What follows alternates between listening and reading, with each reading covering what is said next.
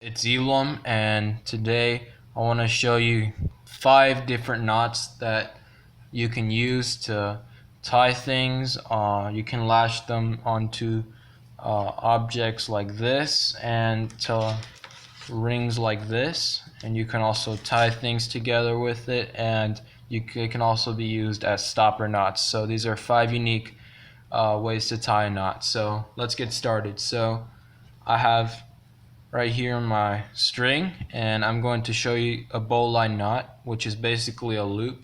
So how you do this is you take your string and you loop it around like this. You make a little loop here. So you want your leading end here, and you want the end of your string to be right here. So you have a loop here crossing over like this.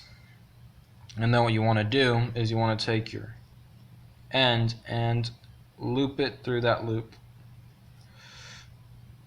put it through the loop, and then now once you have that, you want to loop it around this trailing edge right here. So just take it around there, and then now the last thing you want to do is put it back through the loop, and then you tighten. So you can see right there what I have. So you tighten that, and you have yourself a bowline knot. Can be used for just hanging things. You can hang this from, you can tie something at the end of this string and hang it from a hook or a tree branch. So the next one I'm going to show you is a slipped overhand knot. So if you don't know what an overhand knot is, you bet it's the simplest knot ever. You just make a loop like this, and then you just pass this through and you tighten.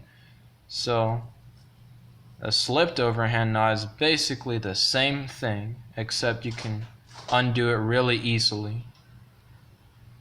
So you take your string and make the loop again, and just instead of taking the end through and completely tightening it, you kind of cut it in half, well, not cut in half, just bend it in half a little bit, and then you put it through the loop. You take this bent part through the loop, and then you want to pull tight. So here's your slipped overhand knot. So it's the exact same knot. The only difference is it's very easy to untie, unlike the other ones like this one, which is going to be pretty hard to untie. So now the next knot I'm going to show you is a fisherman's bend.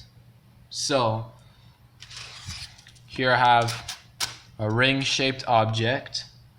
So if you don't know much about fishing, there's different like jigs and things you can do, and some of them involve ring-like objects. Obviously not this big, but you may need this knot someday, so I'd like to show you how to do it. So what you do is you take your string,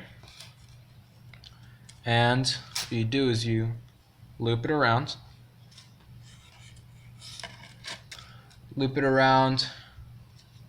twice like this, and then once you do that, you put some space like this, so kind of make a little hole here, and you take this end of the string and you tie it through like this,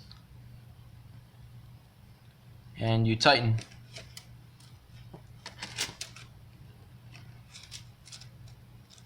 So here's what the knot should look like. You have your 2 passes, so 1, 2, and then when I pass that over, I put this, looped it around here, and I tightened it here. And then now the next step is to just take your end and then you loop it around again just to provide more structure. You loop it around again like this. Oops.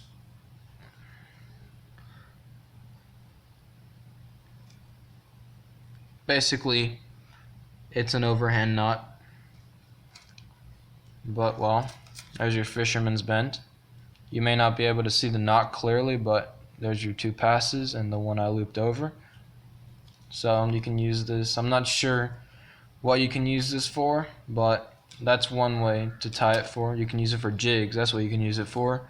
And then you have your ring and your string. You just tie it to there. So now the next one I'm going to show you involves two ropes, joining 2 ropes together.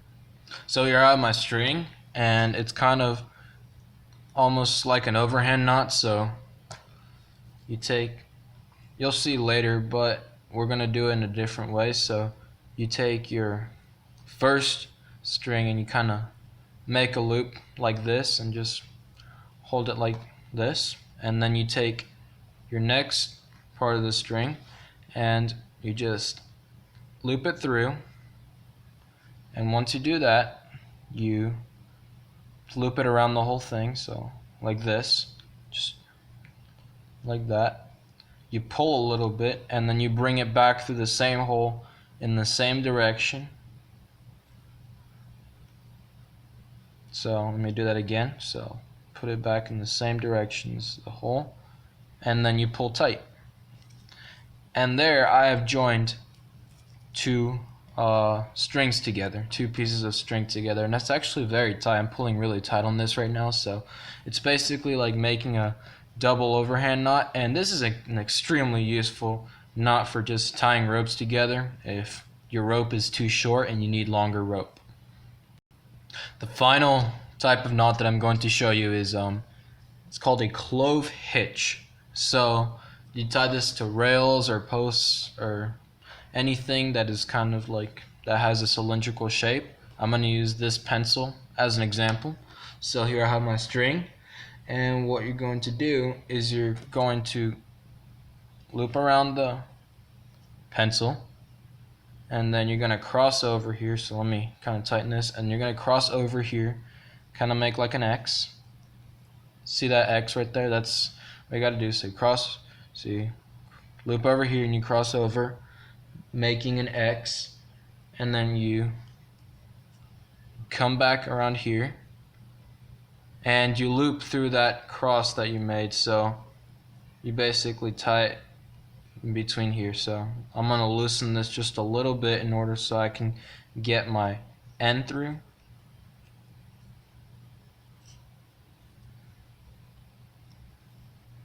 So there you have it. So this is kind of like the way it's supposed to be, the clove hitch, and just tighten good. And it's actually pretty tight. So there you have it. There's 5 different knots that you can tie, and I hope you enjoyed this video. Like, share, comment, and subscribe, and I'll be sure to post more videos in the future. Thank you for watching.